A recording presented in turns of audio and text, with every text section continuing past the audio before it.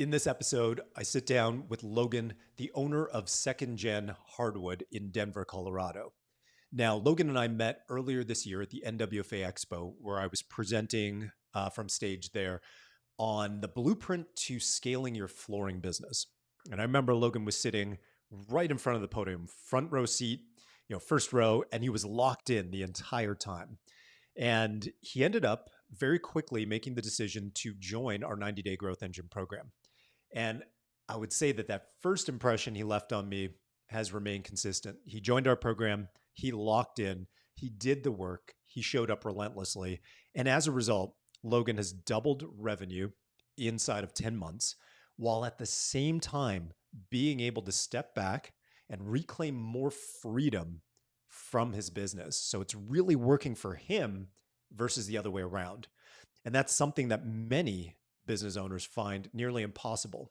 Or, the thought of growing, gives them anxiety because that would just mean pouring gasoline on all of these fires. And it's great to hear Logan share his experience and that it is possible to not only grow, but grow significantly, and in his case, double, while gaining more freedom at the same time. This is a longer format episode. I hope you guys enjoy it because we jam on a number of things. We talk about the importance of Second Gen being a faith-based company, the two values that the company filters everything through, how Logan will go through a book a week. He's a voracious consumer of knowledge, always looking to level up. And so he'll listen or read a book a week, and then he'll transfer that knowledge to his team, something I find to be remarkable, to stay that consistent and the value of that for his team. We also talk about the rippling effect the program has had, outside of his business. It's transformed significantly, but there's been a significant impact to Logan's health and his personal life. So this was an amazing conversation. Logan's just an all-around amazing guy, and I had a lot of fun having this conversation with him, and I hope you guys enjoy it. All right, let's jump into the show. Who you are and who do you serve? Yeah. I mean, we're Second Gen Hardwood here in Denver. We are a faith-based company, and we are really our only two company values are to love people and operate debt-free, which just gives us the opportunity to take advantage of the relationships that are beneficial for us and not have to jump into situations out of desperation. And that has been absolutely critical in the growth of our company, even to the fact of being able to be a part of Driven for Growth. We serve the Denver metropolitan area, and we really serve commercial GCs, custom home builders, design build pros, designers. That's really how we have structured our business, is to service those industries as opposed to the fickleness of the B2C market. Sometimes it's great to have that B2C element, but it's not great to depend on that solely for your flow of projects. Nice, nice. Okay, yeah, cool. We'll dig in probably more into that, more into B2B and versus retail. If you take us way back, how did you get started in the flooring industry? Uh, Grew up in a hardwood flooring family. I was very blessed. My dad started this company when I was one, and he was a painter and started out, and he owned this flooring company and then a pastor and a police chaplain as well. And so we were busy all the time. If we wanted to spend time together, then that was working. So at a very young age, I was able to get in there and kind of help out where I could, which probably caused more problems than help. But, it's just I've tried to do other things in my life, and I've always just been brought back to hardwood as an industry. I just really love it, and got the pleasure of being able to grow up in that environment you know, as our industry evolved to where this blue collar work is really such a lucrative trade now and such a wonderful thing to be a part of. Awesome. Yeah. Curious, what were some of the other things that you tried? You took different paths to see, hey, maybe this is for me before coming back. I did the military. That was the fun, the most fun, least paying job I've ever had, just shooting guns all day. Um, I tried doing insulation, absolutely hated that. Um, and really very quickly it became apparent to me like, hey, this is kind of I always had a calling toward leadership, but I always loved the aspect of hardwood where you could plan and you plan out your week and you plan your goals for each day and then just be able to look back at the end of each day and say you can see that progress. It's not like working from as an accountant where, I can physically look back and say we went from there to there and Yeah. see the transformation of some of these, especially some of the historic projects that we've been able to be on, where the place is just absolutely trashed, and then you come in and after a couple weeks of work, I mean, you would never know that that floor was destroyed before you started working on it. Nice. And what have been some of the most like memorable or defining moments of your journey since starting the business? Since starting my own business, Yeah. Yeah. um really from the very, very start of just taking that chance and taking action. You and I talk a lot about this, you know, um, I'm a man of action. And I truly believe that, you have to go out there and really get what you want. I mean, those first couple months were empowering and scary and exciting, with just me and my sander and my box truck. And it was, compared to working for someone else, it was very liberating, but it was just like you have to reprogram your mind to that concept of like no one else writes my check. you know, and then as you build that, and of course, as soon as I got even just a little bit of security, the clutch in the truck goes out. So there's, 5 grand off the table and, you build it back up and then the furnace in the house goes out and there's 15 grand. But it's like just that opportunity that you get to be able to provide for yourself. How empowering. Mm.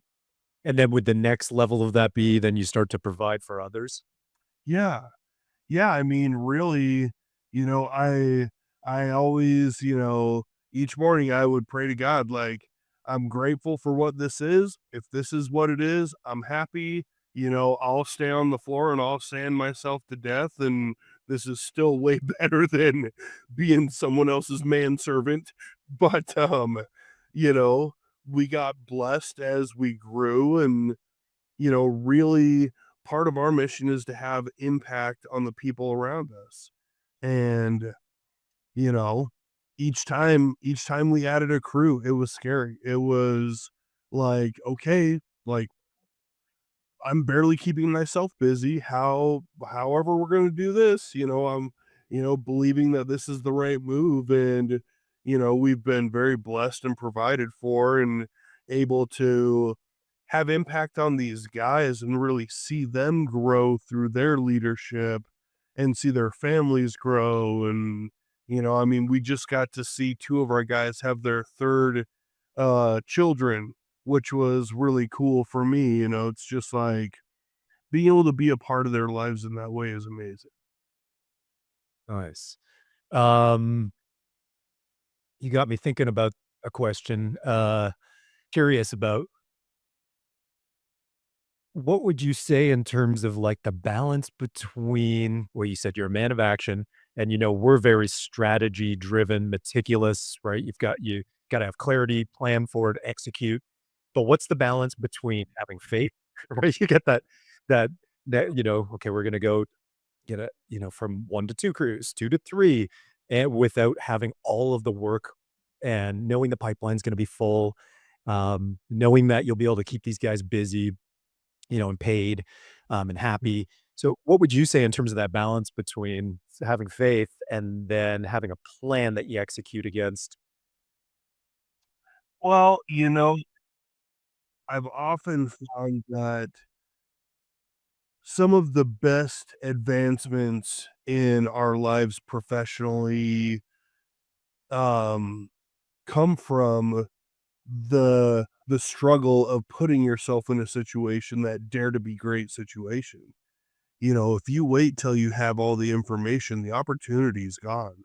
If you wait till you have the work, you're gonna hire people out of desperation. You're gonna find the wrong people, which is like then like you talk about as well. And so it's that like, okay, we're just barely on the cusp of having too much work for 3 crews.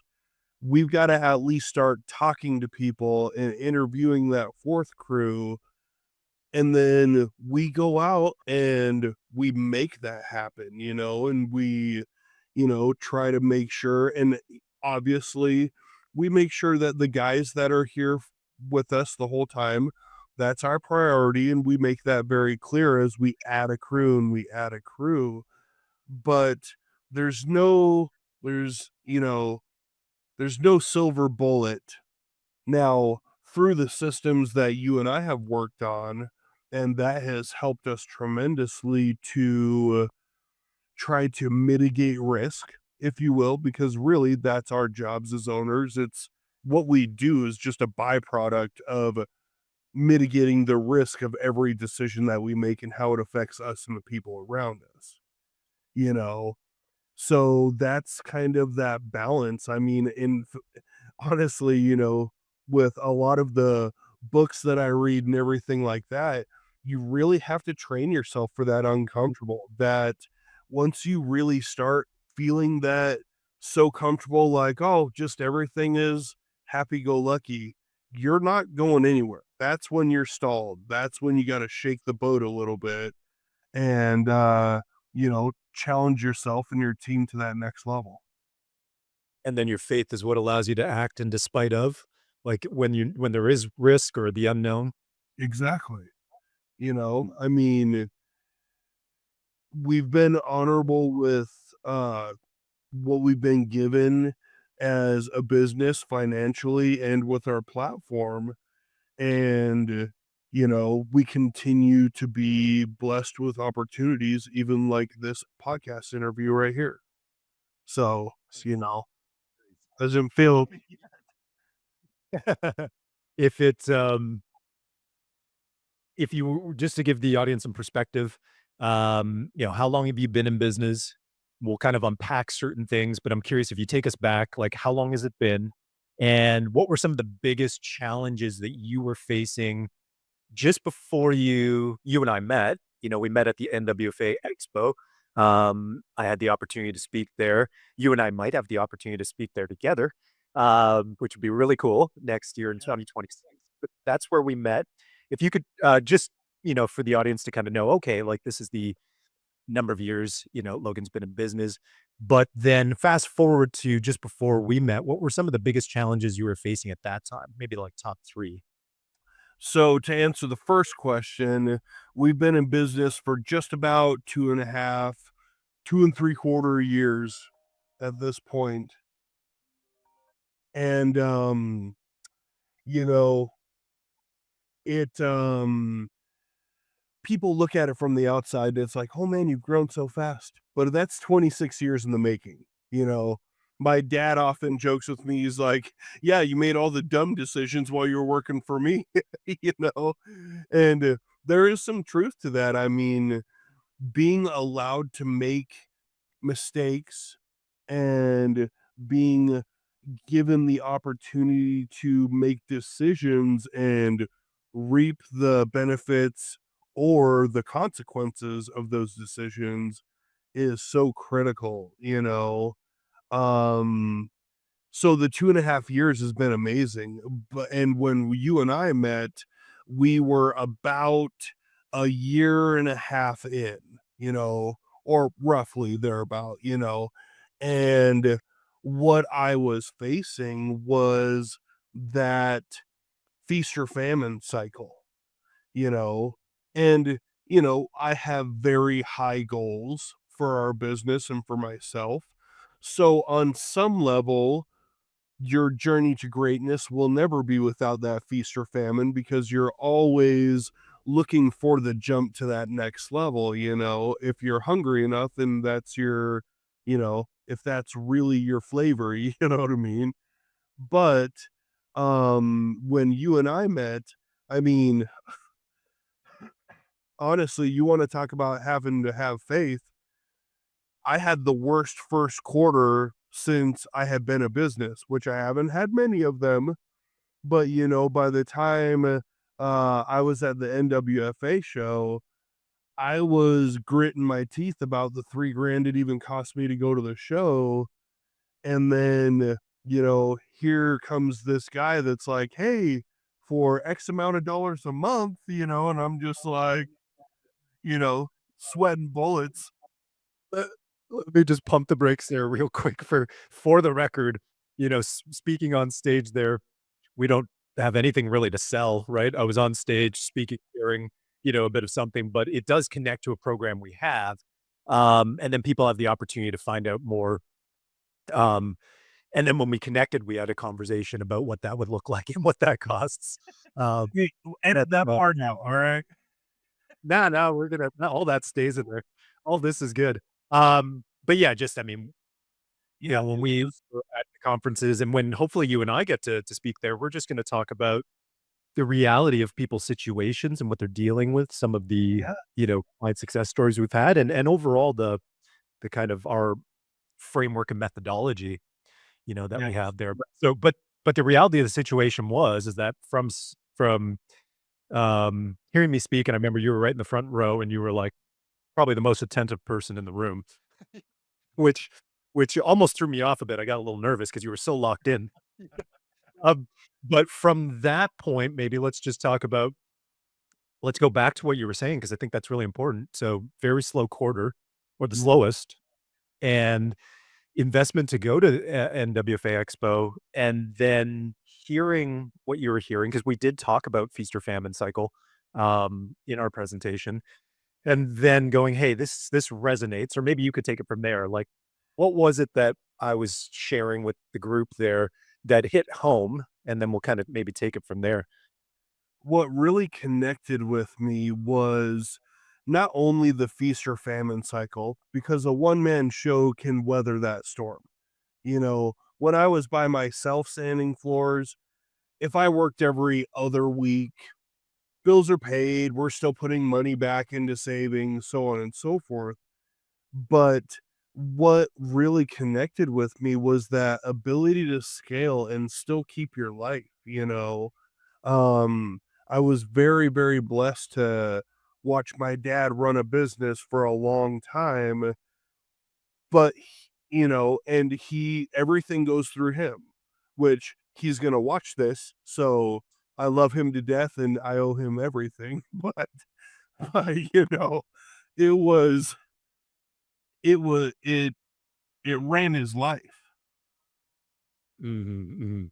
you know. Yeah, all consuming, right? Yeah. Yeah. Yeah, that, you were currently in that feast or famine, but you had big goals and you still have even bigger goals that we know about. And, Yeah, and um as we added those, by the time you and I had met, we had added that 3rd crew, And I was just like, "Oh, man, we did not have a good first quarter." And you had talked about, being able to pull a lever, being able to figure out what levers there are to pull and how to get the knowledge and the resources and really just changing the way that you're thinking about your business and about your marketing. That was very, very appealing to me. And that's why I moved forward and, you know, even moved forward with the interview and stuff like that, which, really, uh, I would never go back, you know?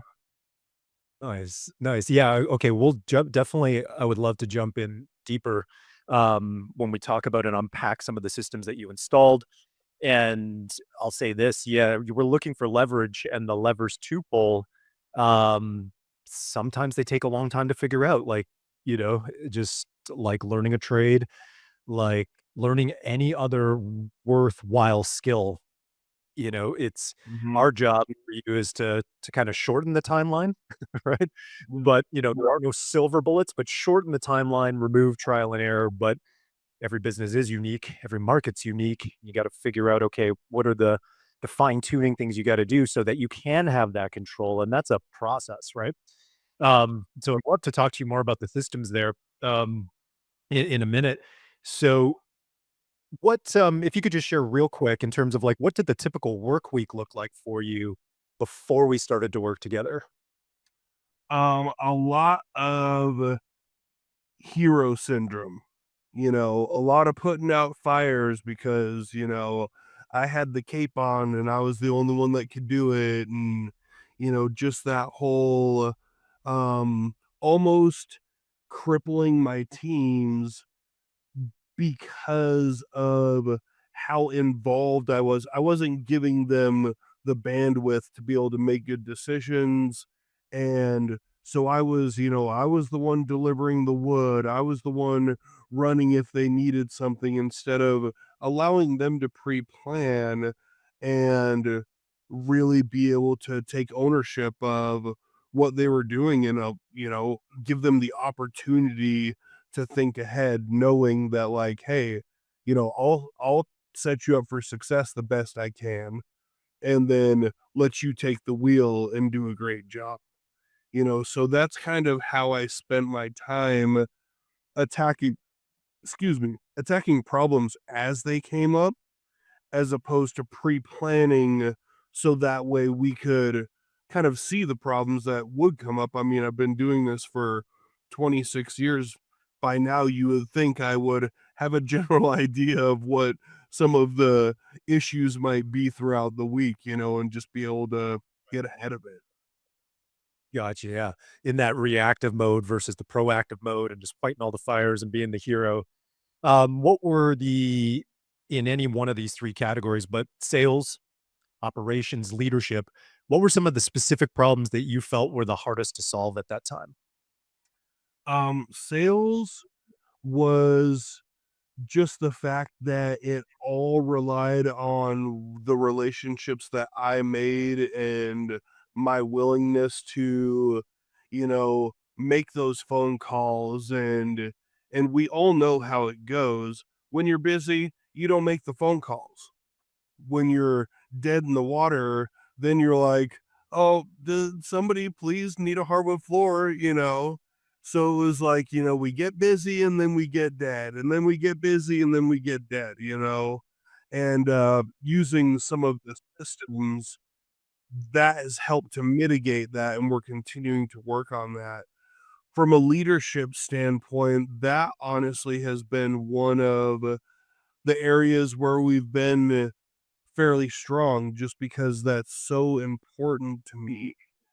I we're we're a company that really I care just as much about the leadership training of our guys as much as them being good at the hardwood floor, and that's really what sets us apart is our clients aren't getting they're not getting a task doer, they're getting a leader in the field. They're getting a project manager that can manage his time and the flow of the project and work with other subs that are on the project.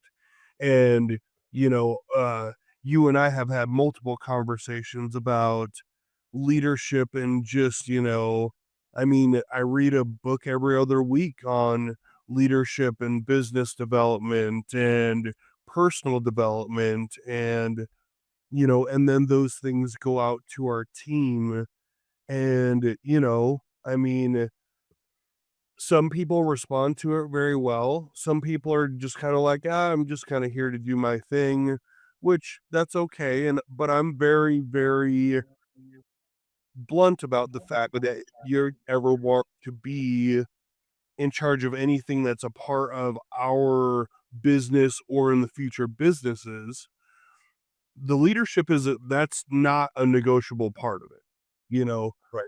if you want to sand floors for us until you're tired of doing it, that's okay.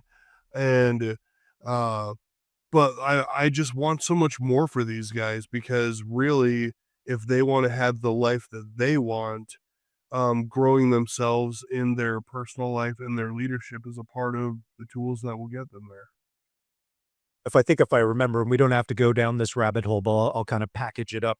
I think at the beginning, I remember first when we first had you join in the program, some of the leadership aspect of your business, your brand, your culture, really strong. Still struggling maybe a little bit with just a couple of the people that don't buy in for, and some of the very very simple things. And I think so many people can relate to that, where simple things such as just deciding not to wear the two gen uniform, right? Just some simple things that you were still kind of struggling with in today's. I think there'll always be those little things. Eventually, you have enough turnover and your entire roster is ideally filled with people that fit your culture. But if I kind of package it up with what you were talking about of, you know, being stuck in that kind of firefighter reactive mode, putting on the cape, kind of doing a lot of, yeah, you're owning most of the outcomes and you are the real driver. How would you say that some of those challenges impacted yourself personally or your family? Because I know it bleeds over, right, outside of the business. Right. The biggest thing, so I came from running another much larger company here in Denver, and I let my identity be wrapped up in my work, you know, and my family, honestly, they really didn't care how much money I made. you know, they just they just wanted me. So I really, when I started this business, that's a non-negotiable. That does not bleed into my family life. If it affects my work life, those are some things where how it affected my work life was I never had an opportunity to work on the business because I was always so deep in, doing a task over here, a task over here, and I found myself almost like I could see myself from the outside. Like, dude, you just put yourself in a situation knowing that you're the only one that can do that. Why would you do that? You know, that you don't have time for that. Why would you do that? And so it was, that's how it affected me in the business. Was it just stole all my extra time and really put me in a situation where it was like I don't have time to work on the business. Even when you and I met, I was very deep into that cycle, but that's how badly I wanted it, and as when I started the program, you know, I carved out that time. I made the time where there was no time because that's how bad I wanted the outcome. And that's Yeah. really that goes back to that take action, you know. And anybody can give me an excuse about why they can't uh read a book and improve themselves. That's bullshit. Take action, make it happen. There's no excuses for not growing. Yeah, that must have aligned really well with you then, now that I know have that context. Like day 1 in the program in your group onboarding that you joined.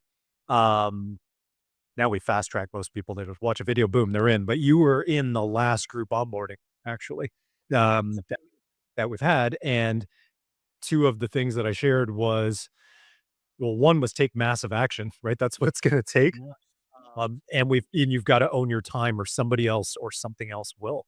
And that's where we started, right? In your first mission is to reclaim ownership of your business and start the practice and the habit of reclaiming your time, protecting it relentlessly, is how we put it. And that set you off on a path, which now, and we'll, I think, get into that a little bit later. You've been Yeah. revisiting it again and again and again, and it's something that never stops. And I would love to jam on that a little bit later on. But if we go back, I'm just curious because you if I you strike me as a, like, you're a no nonsense guy, um, you're very, very well read, you get exposed to a lot of different, networking events, different, mentorship programs, it's great, you're constantly consuming, more information, to better yourself, to better the business. And so you had no shortage of options, and you're also fairly critical, I'd say, right? You gotta, if this really has to make sense for me, and you were adamant about that, when we first met. And you came in, it's like, this can't just be this, this, and this. This gotta deliver this, It's like, it will, you just maybe have to be a little bit, you need to be patient because we start here, which some of the stuff that people would say, "Oh, why do I gotta do that?" Or "Why do I have to do this?" And then we get into the stuff of building systems and your marketing machine. But anyways, sorry, I'm going off track a little bit. Um, what really stood out for you about Driven for Growth and about our 90-day growth engine program? Because you have a lot of different options. So I'm just curious, what was it that was like, "Yeah, this is right," versus these other things? So first of all, in business, I'm no nonsense. Anything else, I am all nonsense. My wife, I drive her crazy. You know, I can always find the fun, you know, if it's, but, in the business, it's so critical, um, that you find people to partner with, whether it's clients or coaches or employees.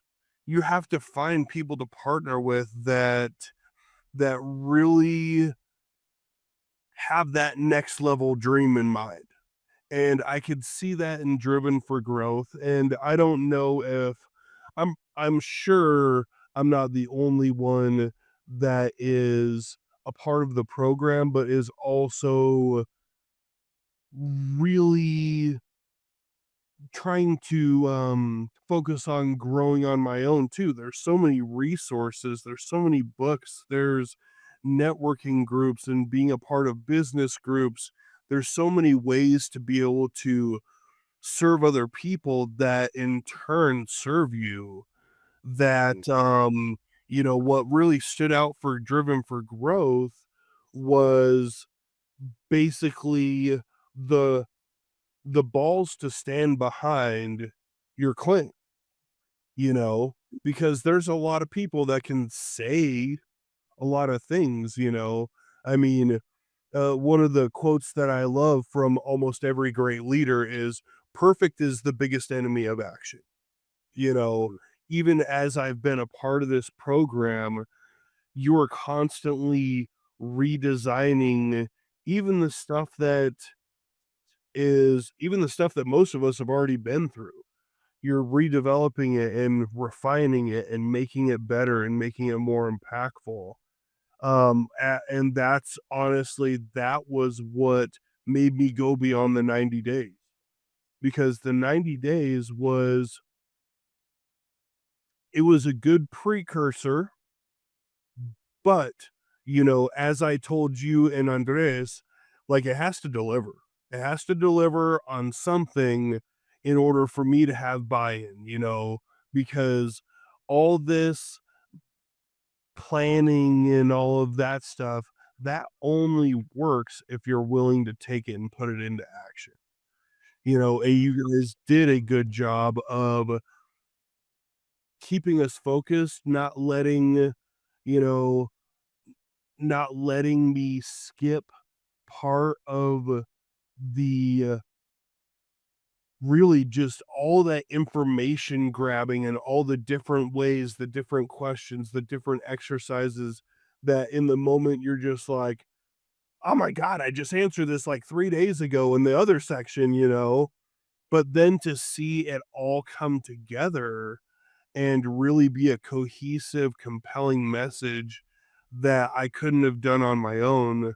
Um, that was the result that I really loved from the 90 day. But I would say the thing that was different about Driven for Growth is, like I said, the balls to stand behind what you claimed and to have that certainty about you when you are talking about what you're going to do for people, and the fact that, you know, I think that your concept of selection of who you work with, that is so powerful, because then it says to me that these guys care about the end result, because there's, I mean, anybody will sell you anything just to get your money, and then it's up to you to do something about it.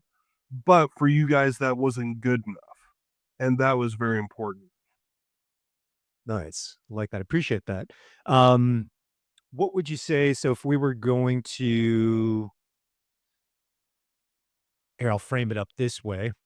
Um, so we have 3 phases in the 90-day program. Got the strategize phase where it's you're answering those questions in a different way. Uh, jam on why, but that would take us down a rabbit hole, and I'm a little outside the box with certain things, and that's why we ask the questions from different angles. But we've got our strategize phase, strengthen phase, and then the systemize phase. And most people just want to get to the systemize phase because you're building a sales engine, a marketing engine, and you're starting to dip your toe into the foundation of the company operating system. So in the 90 day, we've got 3 months to deliver a number of different results for you guys.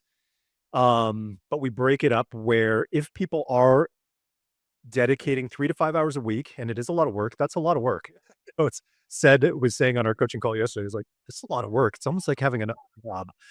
Oh, but 3 to 5 hours a week, and he's working on this, um, you can execute one of those stages more or less inside of a month. So you can do your strategize phase in a month, might bleed over a little bit.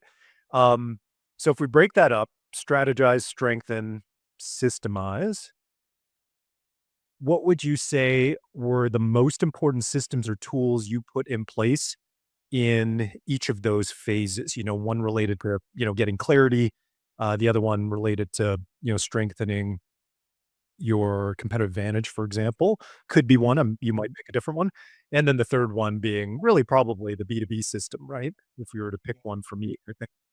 But, yeah, what were if in your own, from your perspective, what were the most important systems and the impact?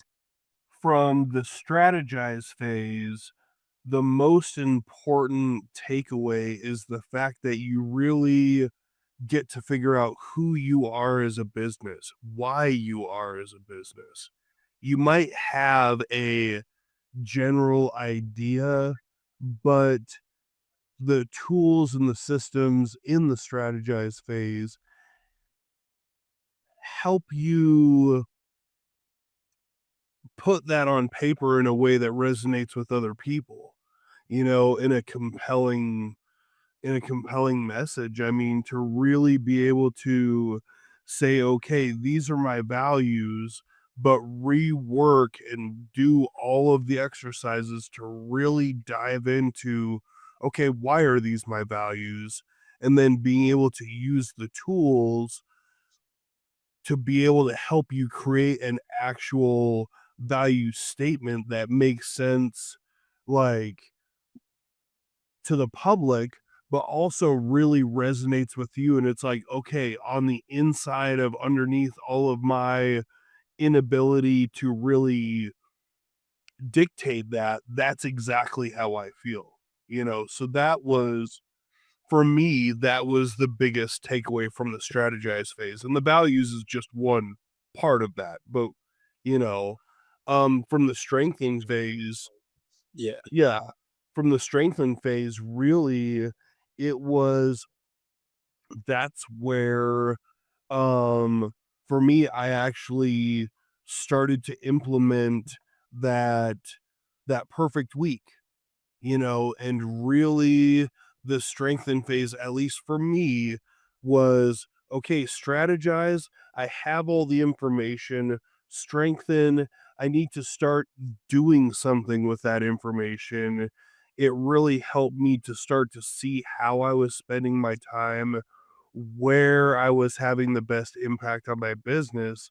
But that was the beginning of the light at the end of the tunnel that was like, I could finally start to see how much time I was wasting. It was like,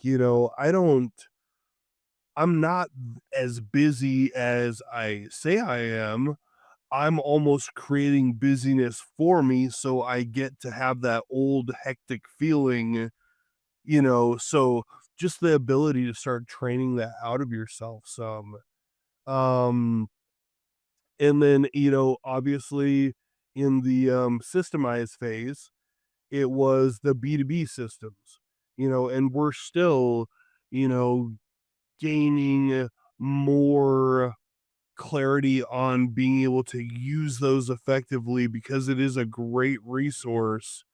And, you know, now having a salesperson and, getting them into how to use that and how to use a CRM, which that has been so not my world, and it's really been incredible to it gives you the tools to be able to say, okay, I am that guy. I can do that. Because before that, I mean, even when we first started together, I told you guys, I'm not that tech guy. Like, I'm not, and here now I'm probably one of the ones using AI, more than a lot of people. I mean, don't get me wrong, Don has me smoked by, light years. But just being able to use the technology as an advantage and a tool instead of as this shiny object that's unreachable and that I can't understand. That's what the systemized phase really helped do for me.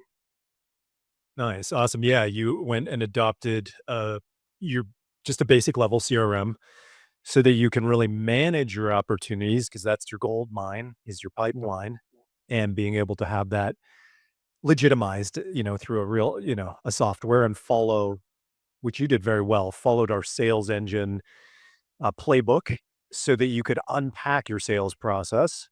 And you Mhm. did it quickly, leveraging a little bit of AI there to speed things up, but to get clarity, then set up at that time your new hire, which was the salesperson at that time, to then be able to onboard them quickly, get them into your ecosystem and go, this is how sales work.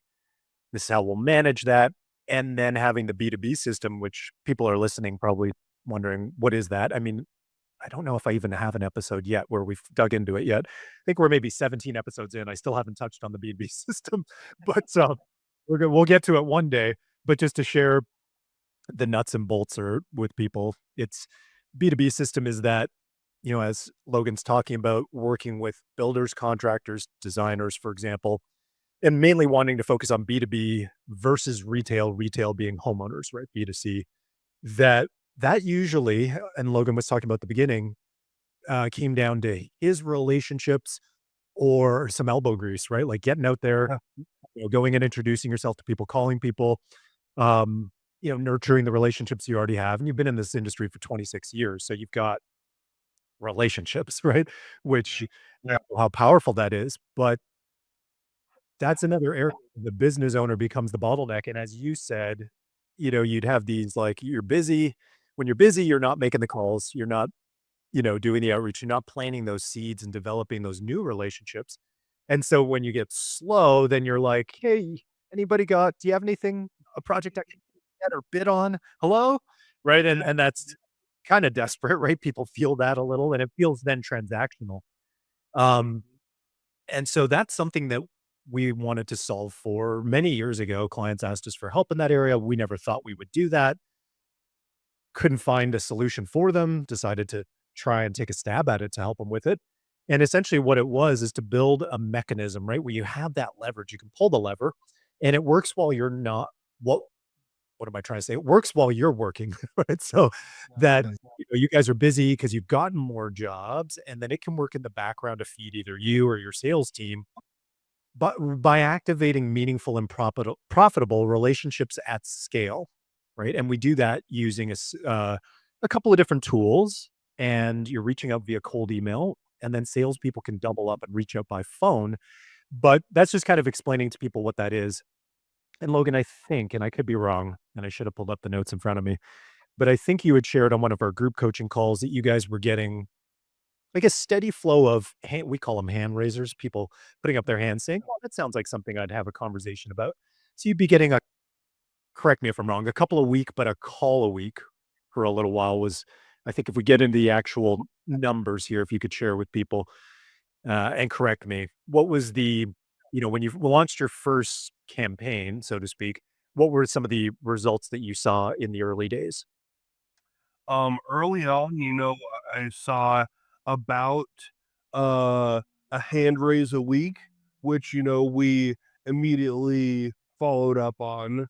Um, and, as the campaigns keep going, we're probably to about one every 2 weeks, but these are our conversion rate is very good. Of course, you're going to get those people that are like, oh man, I pay half that. Okay, well, have a nice day, because we're never going to try to be the cheapest guys in town or anything. I mean, that truly is if you're buying jobs, that is the race to the bottom. Um, and, the biggest thing is that's what the campaign can produce on its own. Yep. And with that tool, obviously right now we went from, gymnasium season, which was whew, that sucked me back into the business. And then now we're remodeling a showroom, and so I'm really excited about having a space where the sales team and I can take this list and this campaign and couple it with outreaching these people. I mean, good lord, the way I used to do sales before was I would stop my truck, I would just find a neighborhood and park, I pull up Google and I'd say custom home builders near me, and I'd start making phone calls, you know, and I'd start visiting businesses. Wow. Yeah, yeah, yeah. I mean, because Now, the part about that that really stood out was not like, okay, you're gonna at home or in the office build it first and then go drive out to a couple. You would just pull up somewhere, pull up Google Maps, "What's around here? Because 'Cause I'm here now. Maybe I had to pick something up or drop something off, and I'm here now. Let me look who's here." exactly, you know, we're hungry for it, and the tools that you guys gave us, that B2B system, that's like a sales hack big time right there because we can purposely go after the people that we're already cold campaigning to. And that's that first point of contact that says, "Hey, you know me, you've seen me in your email, don't act like you haven't, you know, you've been ignoring me, but hey, this is a phone call just to say hi." And I'm super, super excited about that for, myself and my sales team as we here in just a couple weeks have this showroom up and rocking, so it's a Yep. tool that on its own it will produce something, but as you refine your sales process and you dive into it, it can be the holy grail of, those lead list and those people to go after. I mean, it really, I'm excited on it. Awesome. I could see you're fired up. You're like ready. Yeah, maybe we'll just jam on that for a quick second. What I'll share is that there are program members in the past, clients many, many years ago that legitimately, well, no, actually, I can't say that because you just said that. You know, earlier, you dispelled the myth. Like, if you say you don't have time to read a book, like, you're calling bullshit. And so I'm about to say legitimately they don't have time to do business development. You could always make time. So what I was about to say, you could poke all kinds of holes in that. But, they're stretched, you know, they're stretched really thin. So the design of the system is that once you get it set up, it's pretty much, I'd say once it's set up, it's 95% automated, and then you would launch subsequent campaigns, manage it, keep it clean, and respond. So there is some setup work that takes time, effort.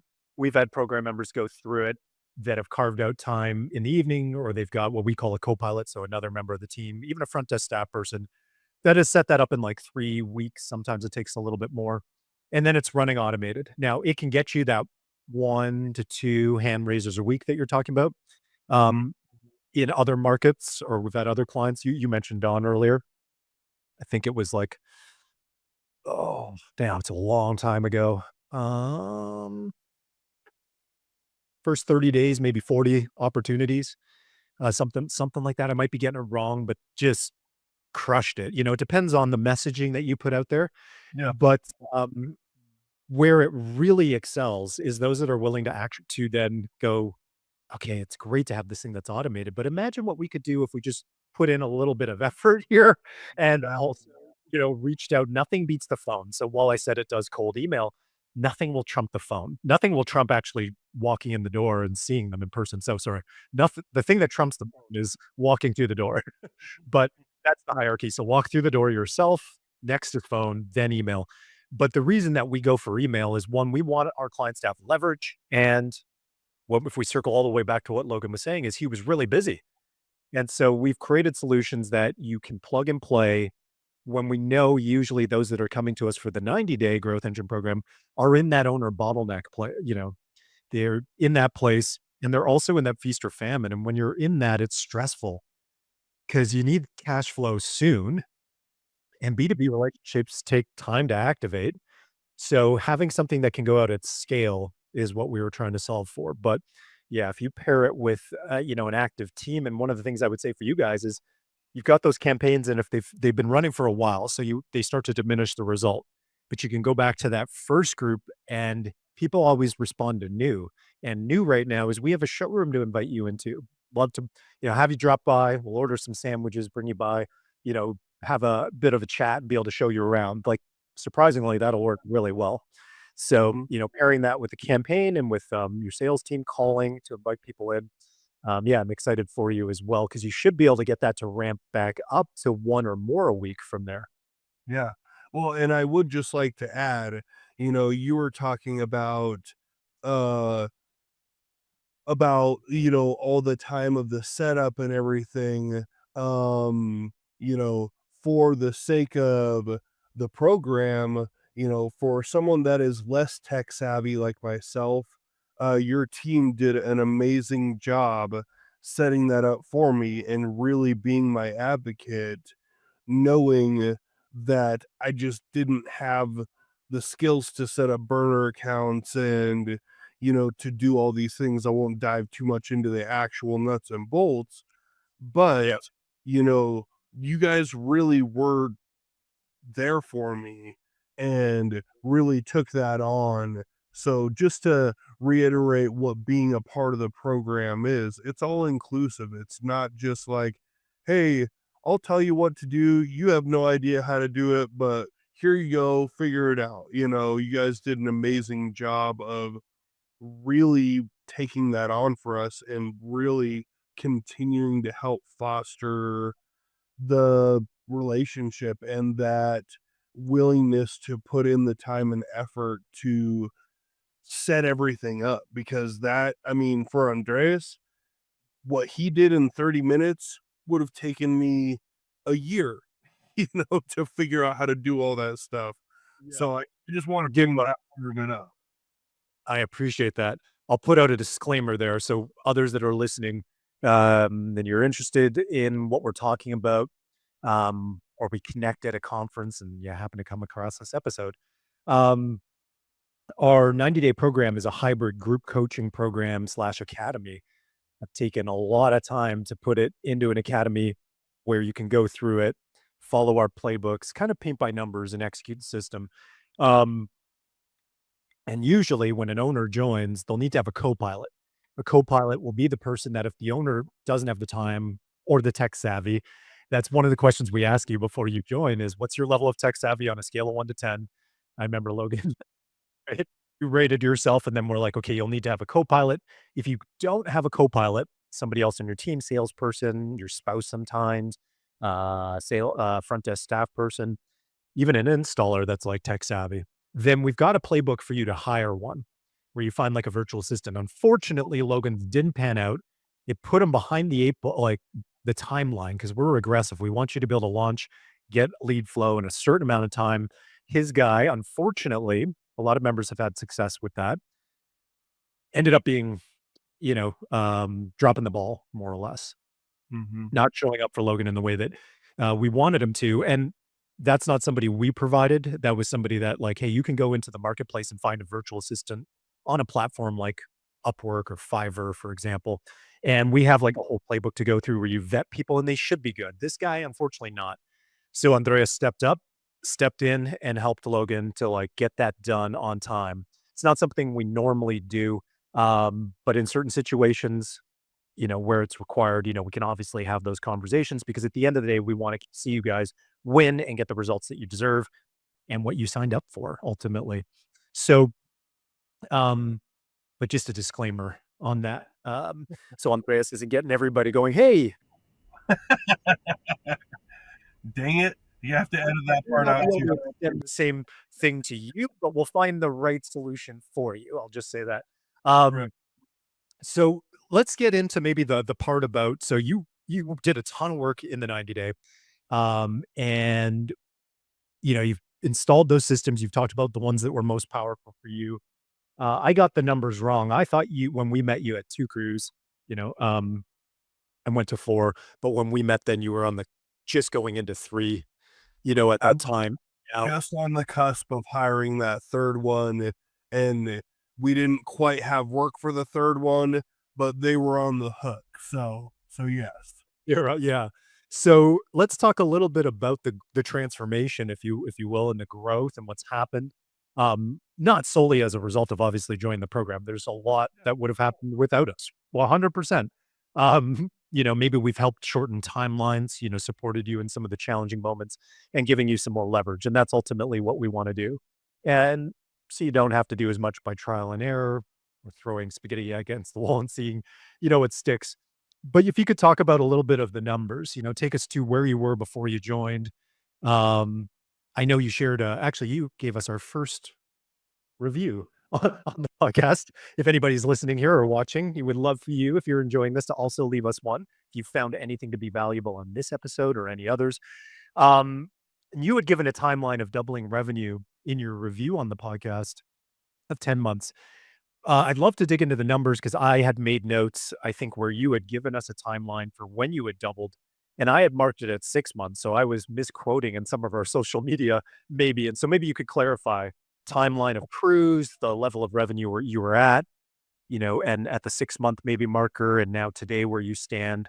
What was the evolution of your growth? Yeah, so I mean, last year we were able to end out the year at 560,000, and that was with 2 crews, and that was still me being one of those crews, you know? So, as we went into that first quarter of this last year, we by the time we joined the program, we probably only had around $200,000 of revenue top. Well, no, about 150, and it was a rough first quarter. In order, I was thinking, okay, well, maybe we're pacing to at least make the same as last year, which, as you know, with my goals, that isn't going to cut it. You know, I joined the group in the end of May, and because of the work that we've done and the work, that I do as well to grow myself and, these guys, we actually were able to hit $1.1 million at the end of October. And so, I mean, we were able to, in that, as far as the involvement with the group, I mean, we were able to easily double what we were doing, um, and then double from You were at that last yeah, you were at that low point, so doubling was, you know, should have happened. year. And that Yes. and now you've been on this course of because your goal was to hit 1,000,000 in 2025. So you hit 1.1 in October, which is amazing. Um, and gymnasium season sucked you back in, but up until because you were spinning up a whole new division, I think it would be un almost unwise to not get to step back into the business, to oversee the first time something's done. I believe that's important whether you're hiring somebody and just showing them how to answer the phones, right? Like, you got demonstrate how you want something done the first time, if not multiple times. And so if you're spinning up a whole new division, it would make sense, for you to be back in there. But what I would love for you to share, and as you know, in our growth engine methodology, not to get too wordy there, but we've got 7 systems in our growth engine. When you join the 90 day, we don't do everything. It would be impossible. Yeah. Our more advanced programs, those are things that take 18, 24 months where we're trying to help businesses get near peak potential in 3 years to install all of our systems to their fullest. Um, in the 90 day, we're doing the foundation to generate some growth, but also to have growth be sustainable so that it's not like pouring gasoline on the fire, um, and amplifying all the chaos and problems. So, in our growth engine, the first system is to build your business for freedom first. One, get you to be able to reclaim your time and your freedom, get clarity on what you really want out of this for the long term.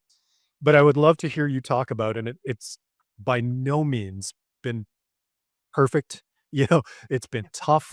Time you're going to go from, half a million to doubling to 1.1, in 3 quarters or three and a Yeah. bit, right? Three and change. You're gonna feel that.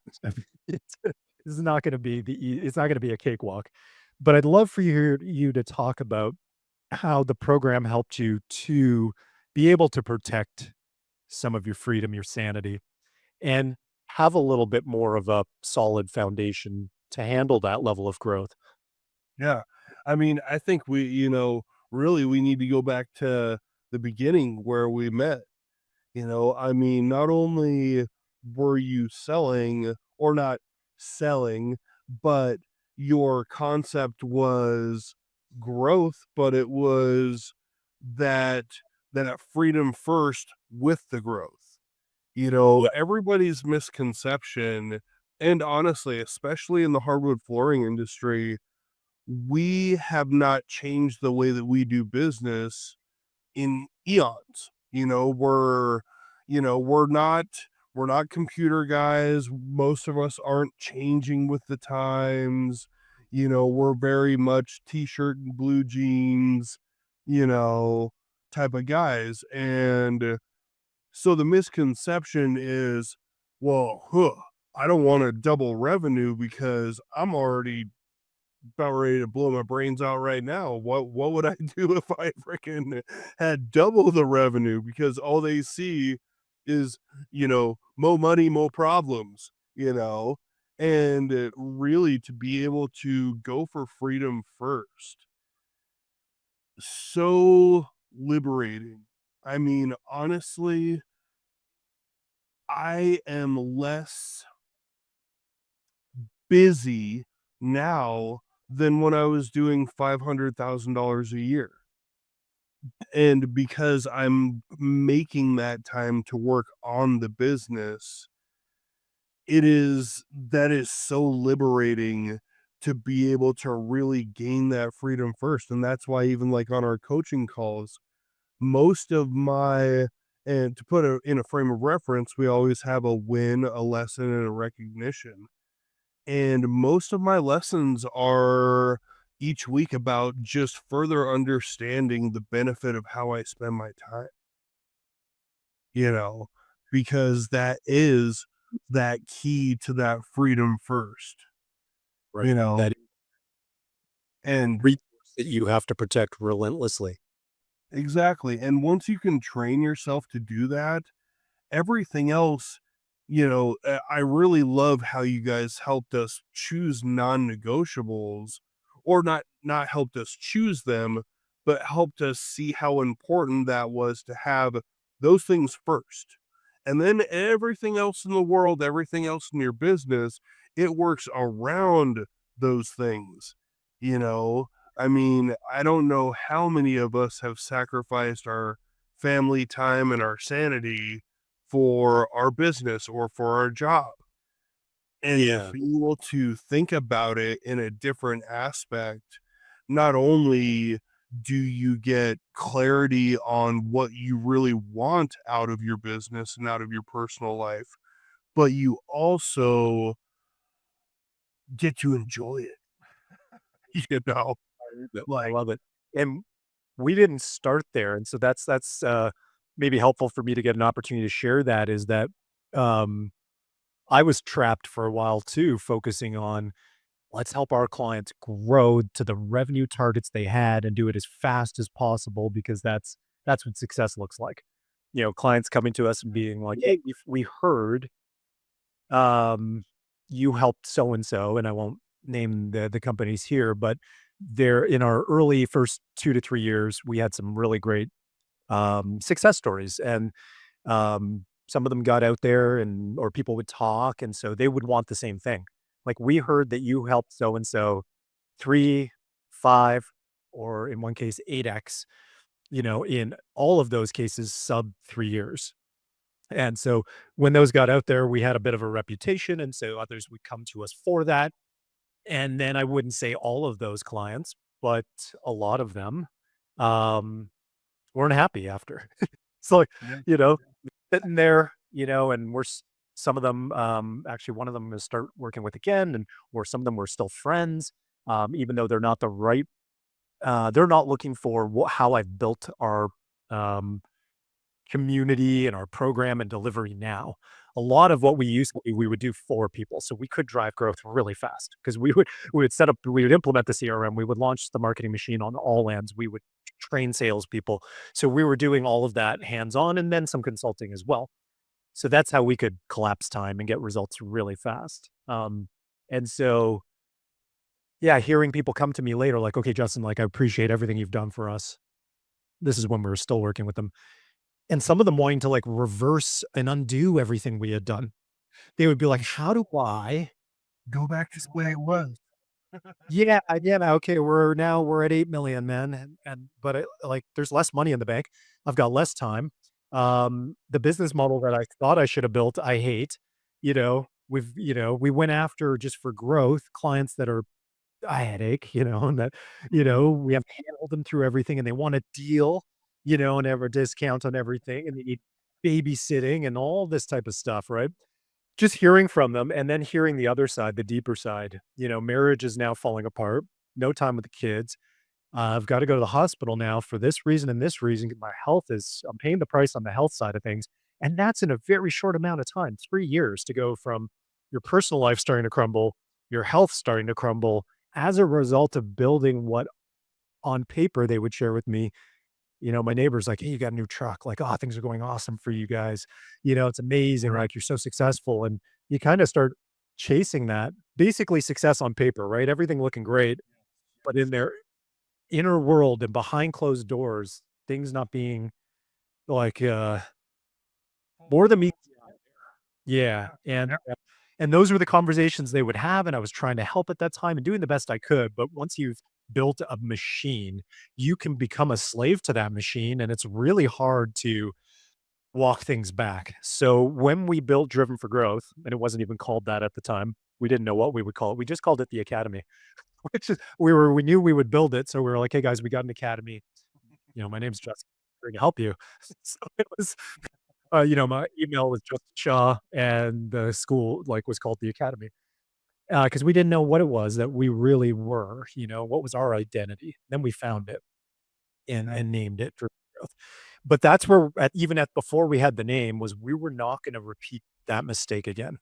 And so the people that would want to work with us would need to also want how we've designed it. So you said what I was selling, but yeah, at the end of the day, we all are selling something. It's just, you know, really, I'm not selling you something that's not what is the right fit for you, and that we're going to be relentless in getting you the result. So, um, but people would need to come into it knowing, hey, we're going to need to slow down to speed up. We're going to do some of this foundational work first to ensure that you can handle the growth when it comes. And that was really, really important to us. So I just wanted to share that with people that are listening and just kind of give a little bit of our story as well. Because I think if you follow us on social or you listen to some of the podcast episodes, I might just be giving tactics on you can grow doing this, this, this, and this. But what's really important is what Logan was saying is you designing the build business. We have you go through this process where you really get a sense of like this year in business, I want to grow to 1 million. That's what Logan wanted. But what else does he want? Does he want a vacation at this time? Does he want to spend more time with his daughter or his wife? And what does he want to do? And what events and Yeah. and all that stuff, and then find out, and it's not that you maybe didn't know what your non-negotiables were, as you said, but it was taking the time to then put them on your calendar and say, "Hey, this is important to me." And then once you start to put all those things on your calendar, the white space that's left, that's when work should happen, right? And it's Mhm. amazing that when you do that, you can get a lot of work done in the time you give it. And if you don't do that, work will fill all the time available, right? Because you're at the whims of everybody else. And so that's kind of what Logan's sharing about and what I'm talking about here about just that's the first thing we do. And then there's a number of other things we do to really systemize the business and make sure you protect that freedom that you reclaim for yourself. Um, okay, that's awesome. I appreciate you sharing that. So beyond the growth level, how is the business changed, from where you were before you joined to where it is now? Like, both like maybe not only just size wise, but how does it feel now? I think is a good way of putting it. It feels stable. It feels unshakable. It feels like we can weather the storm now, you know, um, from that perspective. And it really, it's just, more of that solid foundation that just says that, like, okay, this isn't this thing that we're trying, like, we're doing this and this we're running this business and we're here for the long haul, just to really put yeah, I mean, it really for me, it's all about feeling that stability and that security. Now, that security being the fact that we're here to stay and we have the tools to be able to do that without the complacency of wanting to stay where we are. Yeah, of course. I know you. Of course, yeah. And that's the thing too, as you go forward to 2026, really gonna need to, and that's where we're gonna start pushing, soon. We know you got the showroom. On the other side of that, it's go time. We've got to so our team's ready, as you mentioned, Andreas, and now with Wes joining the team, who comes well, you guys were that's where I met Wes at NWFA Yeah. Expo. Now he's, on as our GM which is something I never would have imagined happening, but it's great that it did. Um, is that we're gonna be pushing you, so get ready. Is that we've gotta deepen the foundation. You've scratched the surface on it, but the other systems that are necessary and, there's other things you have to do, like, okay, so you had your salesperson and it didn't work out, you gotta find the next guy. And so and now the showroom opportunity that you didn't hesitate on, and now you're doing that. And so there's always gonna be something that comes up, but we have to act in despite of that to work on the business. And so soon, Logan, you're gonna need to put that next layer of foundation in there. So it's not just weathering the storm, but you've got these solid systems. You've got the further extent of the company OS, like not just a notion or s- like a platform, the company OS is really a set of tools that drive, also then your leadership engine. Because then it's really how do you optimize the resources that you have to own the outcomes that are necessary, and how can you have visibility as a business owner of what's working and not working so you can be the coach, right? Yeah. And so and also to prepare for the next gymnasium season and really get Yeah. the ducks in a row before that happens, and I know you've got some national opportunities brewing.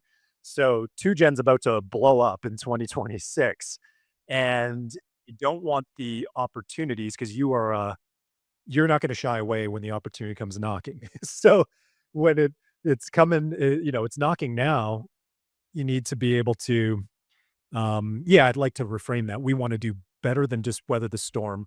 We wanna be able to thrive, with everything that's gonna come your way, and ideally have now the next level activated where we really help to activate a lot of that for you, and now it's to now have your team be able to have the right tools and activate the similar things so that everybody's able to navigate at the same level that you are. Not well, maybe not everybody, but everybody that's willing to be in for it. Yeah, I mean, honestly, listening to the podcast that where he had John on, that was really eye-opening to me to learn more about his business and about the team that he's built, and it just really fired me up, and it's just like, man, we're part of this whole thing is not just about, oh, what tools can he give me? What systems can we implement?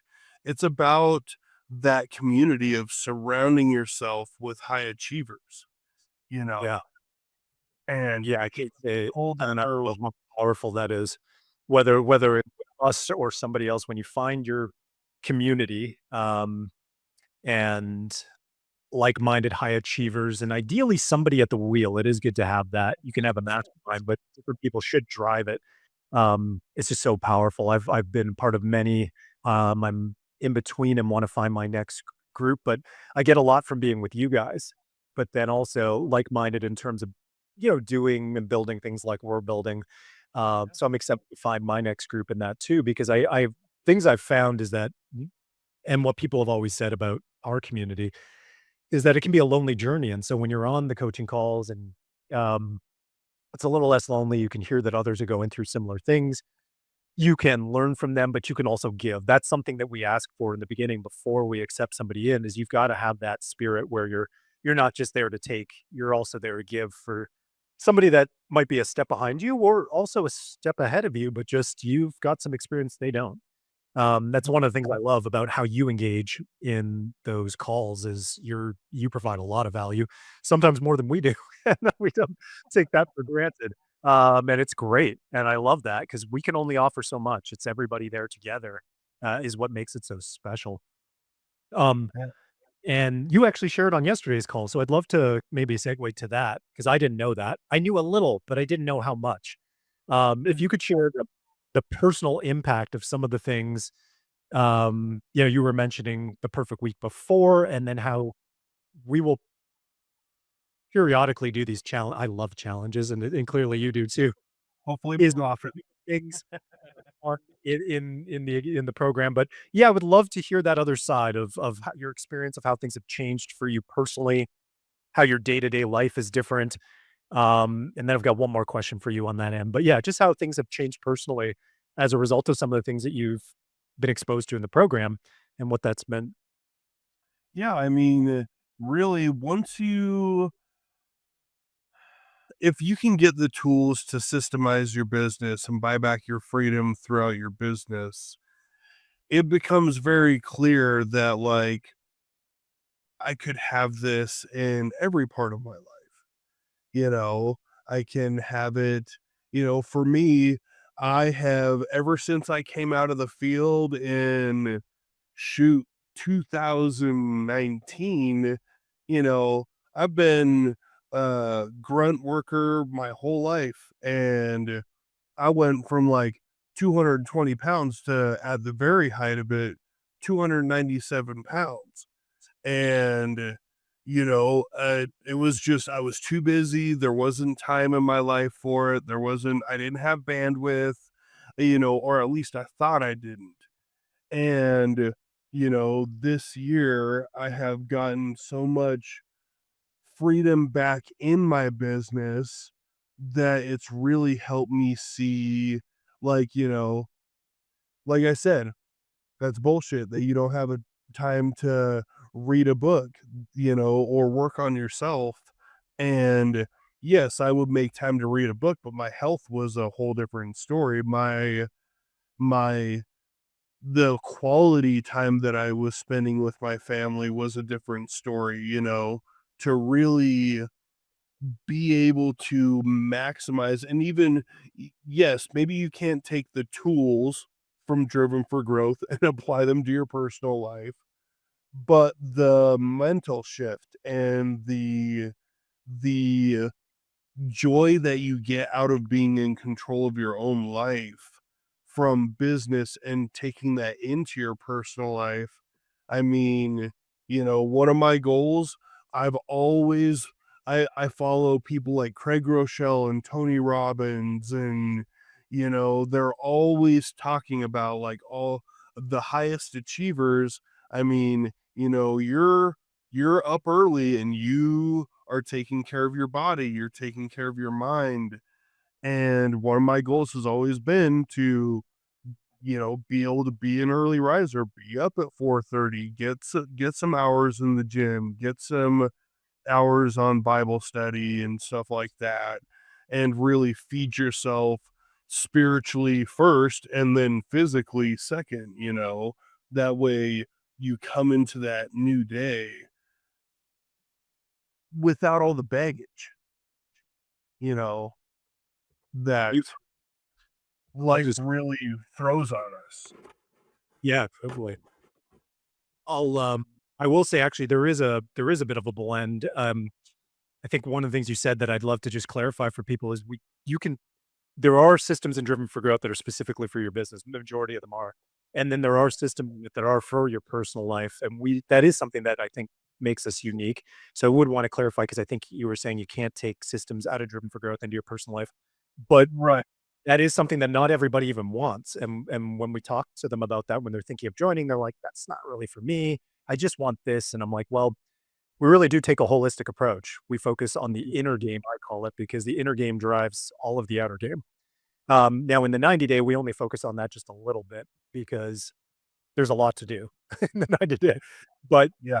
that, what you're talking about, those different things, we've got a part in the strengthen phase to level up. And so, you can activate different areas of your life to get those high performance habits. I don't think I've ever shared this on the podcast. And did think I did share it at NWFA Expo because I think it was you that asked, what was the company? But in one of the case studies or stories, Yeah. Yeah. but I've had many different jobs, as a lot of people have. I've been working since I was like I can't remember, like 12 or something. Had a full time job at 14, and so had a lot of different careers, and one of them was in the health and wellness industry. And so I had a time where I was both a regional director of a multi-location business and helped to, you know, 3 or 4x that business from near bankruptcy. And that's, I think, the story that I was sharing when I Yeah. was with you guys. But that was an industry I was passionate about, which is why I was in that industry because I was passionate about high performance coaching. And so I would do that on the side. I really just did the operations director so I could coach and actually make a living. Because to just coach, you've got to be pretty successful in the health and wellness industry because it's saturated. So I would do that just to afford myself the opportunity to do the part I really loved. And so I blended parts of that into this program. It's very subtle, but the high performance habits, that sort of end of things to get people to be able to level up their inner game is something I designed into this program intentionally because I think it's one of the most powerful parts of all of this. And so, and then every now and then we'll do a fun challenge. And the one that we were talking about on the coaching call yesterday, and I'd love to hear you share a little bit, Logan, because Yeah. if we're going to be real, you're the only person that actually uh, A completed the challenge and I think held up their end of the bargain on when they missed the challenge. I don't know why I'm whispering because the guys were the coolest anyways. I'm just saying. Uh, Uh-huh. what I'll share with everybody is just on the coaching calls, everybody, I think it was common that people have kind of fallen off track with working their high performance or their perfect week and really owning their time and season of busyness had gotten the better of them again. And so we thought, hey, let's have a collective challenge and let's have some stakes in it. Logan, you had a challenge of I'll let you share what that was, but your stakes, so to speak. So you had some skin in the game and you were motivated. We gave you guys the option, motivate with like carrot or stick in a way, right? Like you can either reward yourself at the end or you can have something which is like a negative consequence. And you picked like doing laundry, all the cooking, cleaning, and laundry for a week, Yep. which the family of your size, that would be a lot of laundry and a lot of cooking, a lot of dishes. And that motivation for you to hit your non-negotiables and report into the group for 7 days, which doesn't sound like a lot of time, but you were the only person to successfully complete it because it's not easy. I think we got a couple of other people that made it to day 6. Unfortunately, right at day 6, mainly forgot to report on it. It was mainly the accountability part. But yeah, maybe to share what did that because you shared on the coaching call yesterday that Yeah. activated for you now, it kicked off from a time when on the coaching call you were struggling with your time and not finding enough time to do a lot of things to now really being in the driver's seat. Maybe you could share a little bit on that. Yeah. First of all, in reference to my comment about the systems, um, I was so obsessed with a business result that I only saw the systems for a business purpose until recently. You know, Oh, yeah, Perfect Week, has that's been one that definitely has helped me in my personal life. So I just want to, correct yeah, myself on that. real quick while we're well, not this isn't a correction, but real quick, and we do give credit where credit's due in the academy and in the workbooks that you guys go through. Just do want to give a shout out because it is so powerful to Craig Ballantyne. If we go all the way back to my fitness days, and exactly that, our manager at the time, or I can't even remember, worked with Craig Ballantyne in Toronto. He was one of like the high performance coaches at that time, and then a very successful entrepreneur. And he wrote a book called The Perfect Day. And then from feedback from clients and people that read the book, realized that every day is a little different. So then he wrote The Perfect Week. So all credit to Craig. And Craig, we share your system. I'll just, because it's a very simple system. So we just share the nuts and bolts of it. It's mainly taking the action. But Craig, shout out to you because it's helped our clients a lot. So just wanted to give credit where credit's due. That's not ours. Heck yeah.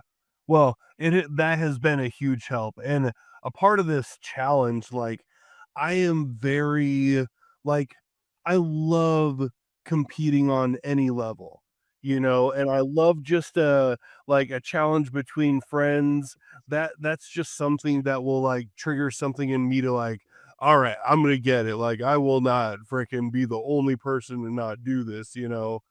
And when we did that challenge about, to actually follow your perfect week, and we had all of our negative uh turnouts and everything. Now, do I want to do the laundry and all that stuff? No, but we've been in seasons of our life where that's had to be my job, and honestly, it was the challenge itself that was a trigger event for me personally. That's when I started going back to the gym, and I hit it so hard I threw my back out. And but that was what started the wheel turning. And then when I threw my back out, it was, you know what? I'm not going to live the rest of my life in fear because my fat rear end has to worry about doing yard work and hurting myself or running on a treadmill. And I mean, because when I threw my back out, I was literally on the couch for 8 days. Yeah. And but that was a critical part of just showing what the community can do and maybe I'm the only one that liked the challenge, but I mean, I would do a challenge every week just for the fun of it, and everyone else in the group is gonna hate me for getting that going. But, Absolutely. I'm wired the same way because I think it gives us the conditions to succeed at a level that we wouldn't independently. yeah, You know, if it makes accountability. fun. It makes it fun, and just for the record, people pick their own stakes, so Logan picked his own. Somebody else picked, like, cold showers or, yeah, Seth and Austin picked, having to clean the 3 bathrooms in the shop in the warehouse. Things that would really motivate them, and we look at that, like, sometimes you gotta gamify things. If there's a takeaway for this, challenge inside of your business is powerful. Gamify things, make it fun. Get that those creative juices going, whether that's in sales, whether that's in-home upselling, whatever it is, as long as it's, connected to your values and you're not doing it the wrong for the wrong reasons in the wrong way. But yeah, it's powerful. Um, and so you've been consistent with the gym. The part that I love too is that after that, not love that you hurt yourself, but love that that didn't stop you. You got right back into that. You didn't, because that for a lot of people could knock them right off track. They don't work out again for a year. You were right back in the flow of things. And the other part that I love is that, and I assume you only mentioned a little bit in the coaching call when you came back, I think, memory serves, but it's 8 days you were flat out on the couch. That means your team had to run without you in the business. Yeah, I think that's and an you would they have did can't. an incredible job. Yeah. Well, and one of the tools that you guys had given us, or at least that we always talk about, is a 1-3-1 method. And, so after that part of the education, basically, and if anybody's not familiar, you have one problem, you come up with 3 solutions, and then you pick the best one. And for us, it was if it involves money or quality, then you call me to tell me what you had decided, and then we'll discuss it and move forward. If it doesn't involve the overall quality of the job and it doesn't involve money, do it. Don't call me about it. Don't call me to help you think through your word problem. Just take care of it. You have the authority to be able to do that. And I would say that that knocked down my phone calls per day by half, just by, telling them, hey, you are the professional. You have the authority to be able to take care of this. um, so that being said, when we moved into this 8 days of, I mean, I literally could not even look down at my computer. I mean, it was taking 10 minutes to get from the couch to the bathroom with help from someone else. Damn. And it was absolutely brutal, and it made me feel very vulnerable physically. And these guys really took care of business. They got done what needed to be done. And, that just kept me even more fired up. I mean, as soon as I could get off the couch, I was at the gym on the exercise bike because I knew I could do that without hurting my back, you Yeah, know. you were right back on there. Um, I'll share that, and then we'll land the plane soon. Just have a I appreciate all your time, Logan. We're gonna set a record here. I knew we would set a record on length of podcast. Um, We're just getting warmed up here. Come on now. Totally. Yeah, you and I had a spontaneous call on a Saturday, uh, with an idea that you had, which hopefully again will come to fruition. But then we talked about a million things, and I just love chatting with you. And hopefully, some of the stuff we've been talking about, whoever's listening or watching also enjoys us. Yeah. Kind of jamming on different things. But if you're listening to what Logan said there, and you also mentioned John's episode, John Schaefer, owner of the Granite Shop, Logan, owner of 2Gen Hardwood. So you've got guys that are in different industries, but we specialize, in serving the surface industry. And even though you're not installing the exact same things, there's a lot of overlap in terms of what Yep. you guys experience. But John shared that there was one tool he installed that cut down on 70% of the calls, the drive-by got a second meetings. Can you help me problem solve this? And on that episode, I think we still have to link it in the description. I always forget to do that, so my bad. But now Andreas and the team are going to help me with that. So if you don't find that, reach out to us at team@drivenforgrowth.co. But that tool is called the Decision Matrix, and that one we developed from scratch for John, and now other, program members are using that. The one that, Logan's talking about, can't take credit for, don't know who came up with that. It is in the book, Buy Back Your Time, but somebody else had that because I learned that from my mentor before that. My mentor is actually Dan Martell's mentor too, who wrote Buy Back the Time. So somebody came up with it and it works really well. And so if nothing else, go back, listen to what Logan's saying on that or look it up, just Google it. The 131 method, if you aren't using it now, that's the one thing you could take away from this show is just use that religiously because it will be a game changer for you. And you'll really start to see a shift when people start to do that regularly, that they take a sense of ownership. It Yeah. goes beyond just like solving the problem of the time. They get a sense of autonomy, independence, and then they really start to own outcomes. And, just you're instilling in them the confidence that they can lead that and they don't need you. So it's really, really, really powerful. Um, Logan, let me ask you this question because you've shared some stories with me. And if we do go down this rabbit hole and we, set a record for this podcast that nobody will be able to touch later, we're an hour and 30 minutes already, is you've shared some stories with me that, you know, some have given me goosebumps, in terms of like, wow, that's amazing in your story and your business. Others have made me tear up. And I'm thinking of a couple of those specifically in how you've helped to transform lives of your employees. And if this is not the answer that you would give, then that's totally cool. But I'm curious what you're most proud of when you look at your business of what you've accomplished so far. Oh man, the the fulfillment outside of the transaction of being able to make a living that we have for not only our guys but even some of our clients, the impact that we get to have outside of just the dollars and cents of it. I love being able to see these guys. I mean, one of our guys is about ready to buy his first house.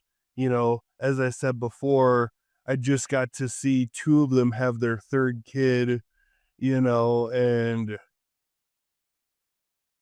it's just what a gift, you know, to really be able to be a positive part of all that, you know. Um, yes, do they help me make money? Of course. We both need each other, and I try to tell them as much as I can, like, hey, without you guys, there's nothing to manage. My job doesn't exist without yours, you know, and just that way, we're all on this journey coming up together.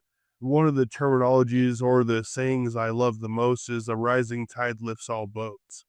That it's not, it's not us as second gen stepping over everybody so we can stand on, a mountaintop full of bodies, you know, it's being able to foster those relationships and really, for those who want to take to it, help be a part of them finding themselves and them finding their why, and being able to really mentor the guys and anybody who really is in a place of need and need some of that guidance in their life. And I mean, you and I have talked, and I am becoming more interested in speaking and coaching. And I've got one person that asked me to be their business and life coach. And it's just like I feel so unqualified, but and I mean, I'm not, it has nothing to do with money or anything, but that fulfillment of just being able to help somebody else see really what they're capable of, because there was somebody that helped me. Yeah, I love that.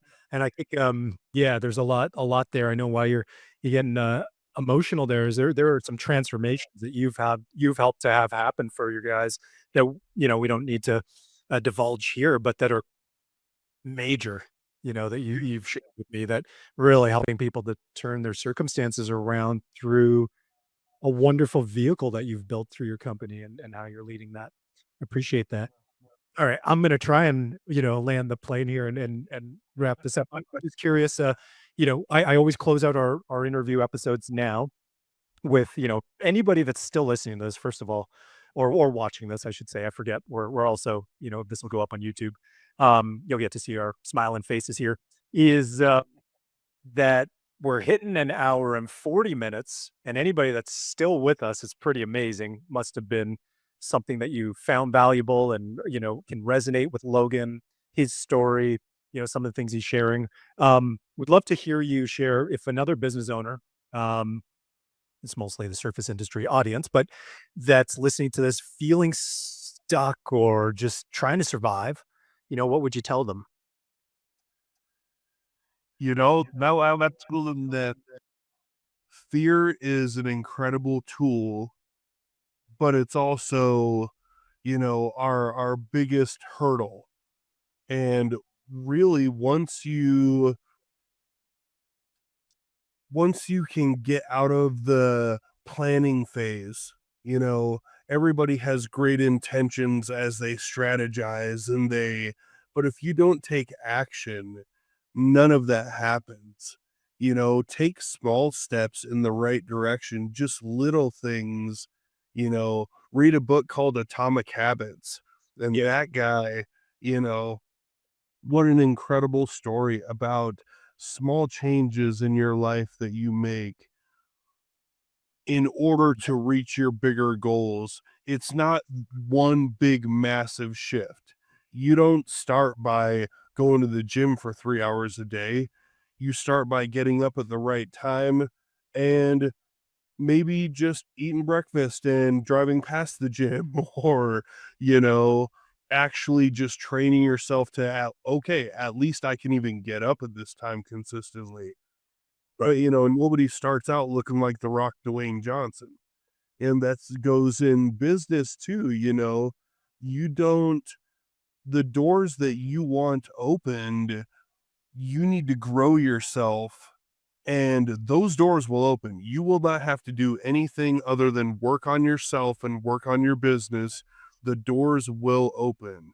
But if you won't take action and you won't actually put some of these things into effect, some of these good habits, some of the, buying back your time principles, um, then it's all just a good idea. We can all have a good idea and we can all have a good laugh about, remember when we talked about this? And, if you want that life, you have to be the guy that does something about it. You got to go get it, man. Got to get in. That's just what I would say, action above everything else. Perfect is the enemy of action. Mentally, you know, planning everything out and waiting for the perfect situation.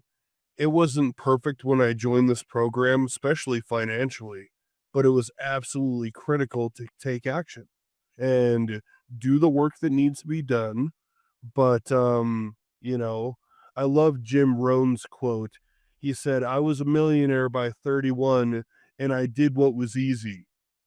And he said, by that, I mean, I did everything that I could do.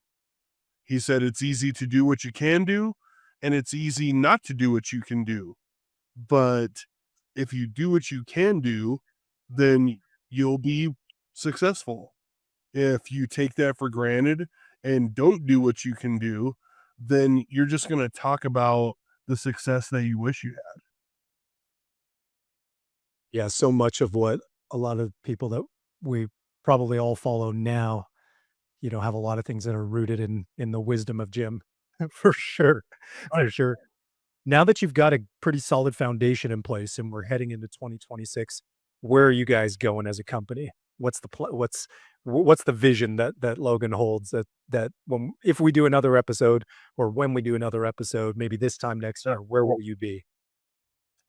By this time next year, we're gonna be at a revenue goal of between 3 and 4 million, and we're gonna have a sales team of at least 3 dedicated salespeople. Um, you know, right now, our plan is to be able to be at least 5 to 6 crews strong.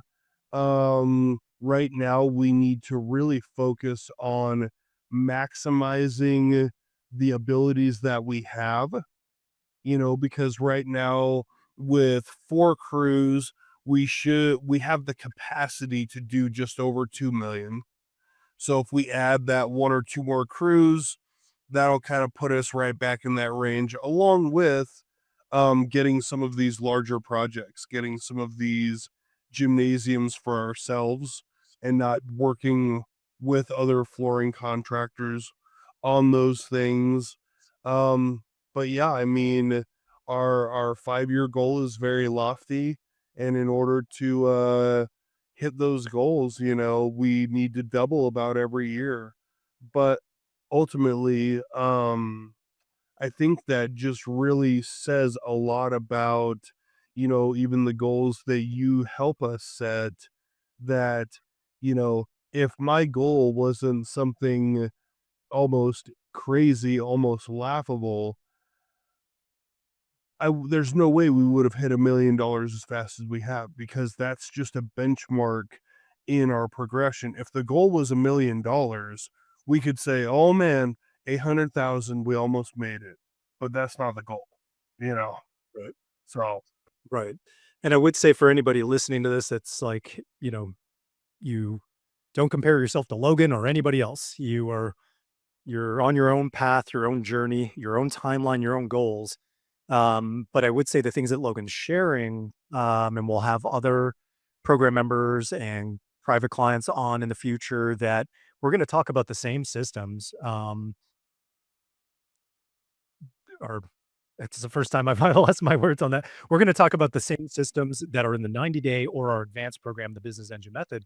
But a lot of the fundamental things that Logan's sharing, or that were really important that he installed or benefited from, you'll hear from program members and those that are in our group, or again, that we're engaged with. I don't know.